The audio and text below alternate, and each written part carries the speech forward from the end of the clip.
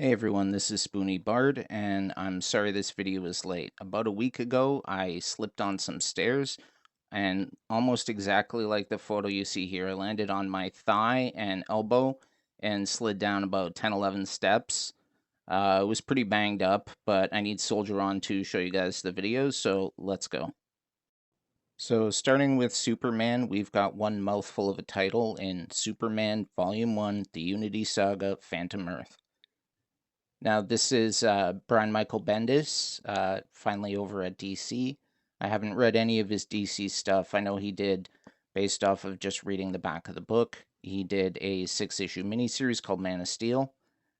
This collects the first 6 issues of his Superman ongoing, and I have to say, I love Bendis writing this character.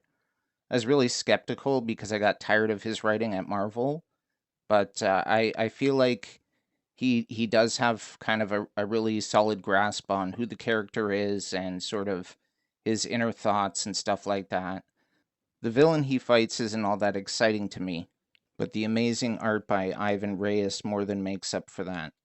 He's come a long way since he first drew Superman. I became aware of him when he was drawing Action Comics. I think it was around 824. It was, I think, basically right after the Michael Turner Godfall. And I think Chuck Austin was writing, if I'm not mistaken.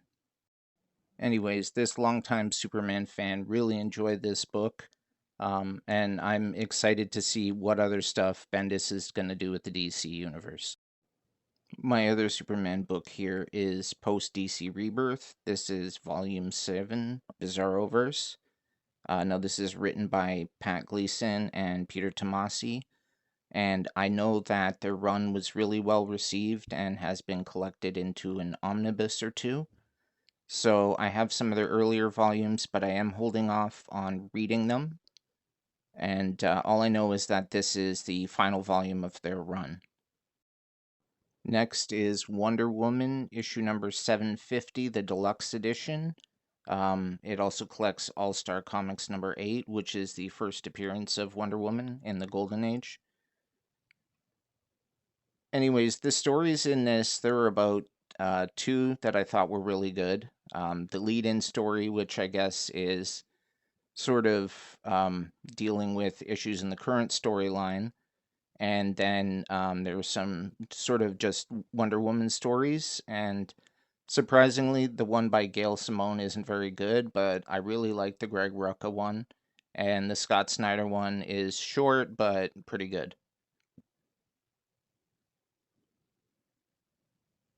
Anyways, the main storyline here ends with Wonder Woman being arrested by the Boston Police Department, which, I mean, in the pre-Flashpoint universe, she murdered Maxwell Lord on TV, and so I feel like that was like higher stakes than just some local PD arresting her. But I guess we'll see where the story goes. The book has a lot of variant covers and from a lot of different artists, a lot of different styles representing different versions of Wonder Woman throughout the decades. A lot of them are really cool, and it was nice to see them all included in here. As for the reprint of All Star number 8, I tried to read through this, and it was a real slog to get through. Maybe it's just because I'm so familiar with the Wonder Woman origin story because they seem to keep retelling it. It's also the fact that this is a Golden Age comic. They usually featured a ton of exposition, but this one seems really bad. In all the Golden Age stuff I've read, I don't really recall like almost 2 pages of nothing but text. Next up is a crossover book between DC's Justice League and Boom's Mighty Morphin Power Rangers. Now, this was a 6-issue miniseries, and I find it really funny on the back of the book. It says Batman isn't sure what to make of these masked martial artists and their highly suspicious giant robot dinosaurs. Anyways, the art is nice and clean in here. The characters kind of look like they're supposed to, at least the Justice League. I have not read any of the Boom Power Rangers stuff. I don't know if this is accurate to how they're depicted there, but I could recognize all the characters just from being a fan of the show, 30 years ago. Anyways, this story commits a worse sin than being bad. It's mediocre. At least if it's bad, you can remember, like, oh man, what a stinker. This is the kind of thing that a year from now, if you told me, like, hey, have you read this thing? I probably wouldn't remember that I did. Another gripe I have with this is the fact that all the issues are presented here as one continuous story. You don't get the chapter breaks that you would usually get at the end of an issue, and then you get the cover of the next issue and you keep going. It was personally irritating.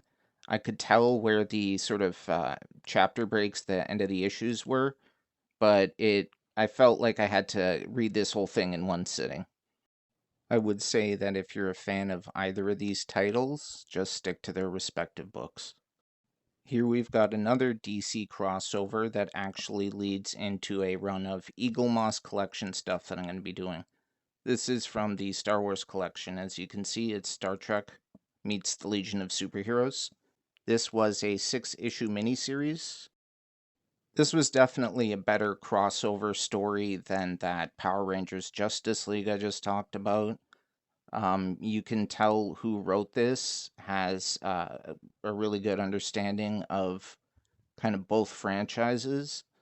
I love TOS. I love the original series stuff, but this is not the version of the Legion that I prefer. I'm a big fan of the post Zero Hour Legion, and especially when we had the DNA run with Dan Abnett and Andy Lanning. And that was actually the book that I think right after they left that title, they went over to Marvel and started doing the Guardians of the Galaxy stuff that we're seeing now translated into the movies. The story is so-so. Like I said, maybe if it was my preferred version of the Legion, I'd be more invested in these characters. But there were some good moments in the book. They managed to capture sort of the optimism that both groups represent of the future of humanity, regardless of sort of what universe or what timeline. Anyways, if you like the Star Trek comics, and there have been some good ones, this is a fairly entertaining read.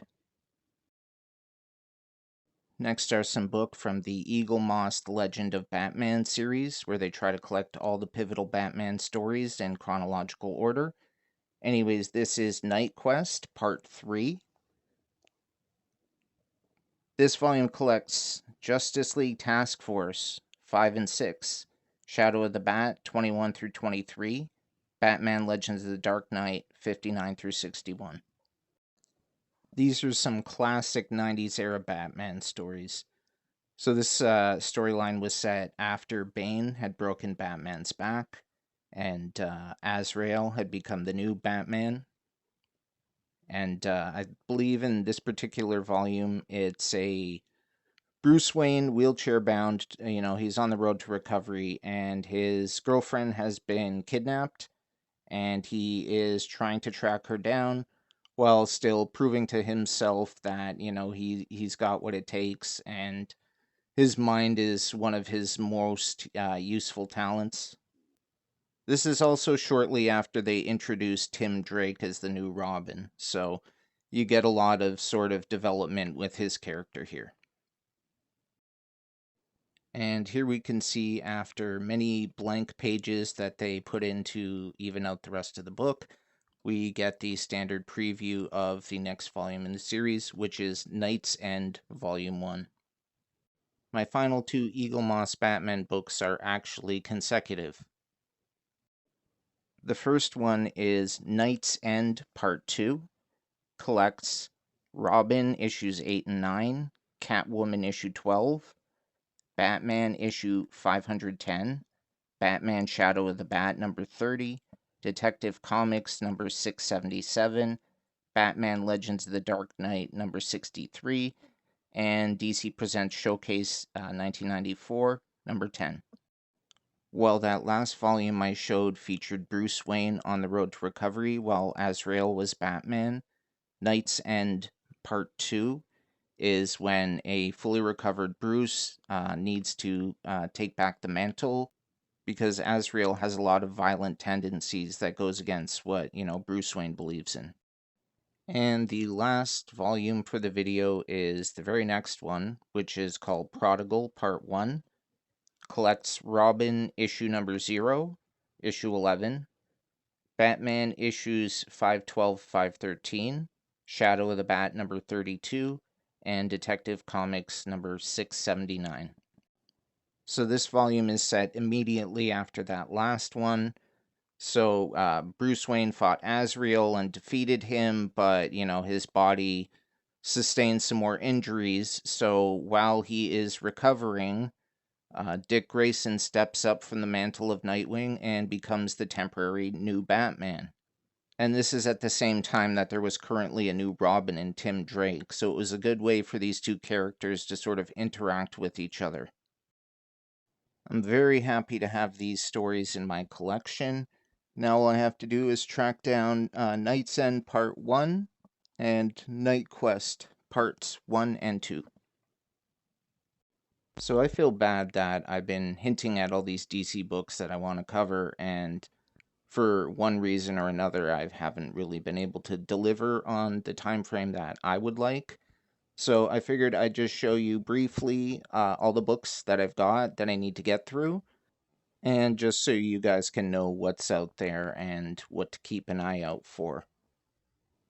My very next video is going to be something a little bit different, maybe something a little more personal, but after that, the deluge continues. So I hope I'll see you there. Bye.